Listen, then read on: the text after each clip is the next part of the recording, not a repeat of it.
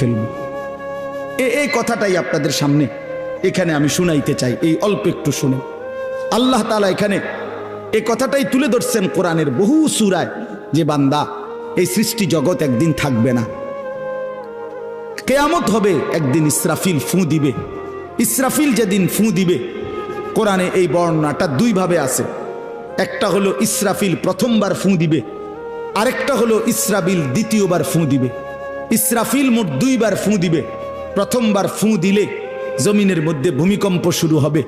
আল্লাহ বলেন এই ভূমিকম্পটা গোটা পৃথিবী একসাথে, আমার সৃষ্টি পুরাটা একসাথে নড়বে।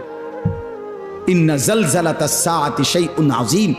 আল্লাহ বলেন বান্দা, দুনিয়ায় বহু ভূমিকম্প তুমি দেখছো, তবে মনে রেখো কিয়ামতের ভূমিকম্প, ইসরাফিল ফু দিলে প্রথম যে ভূমিকম্প হবে, কিয়ামত সংঘটিত হওয়ার জন্য, গোটা সৃষ্টিটা ভেঙ্গে চুরে যাওয়ার জন্য।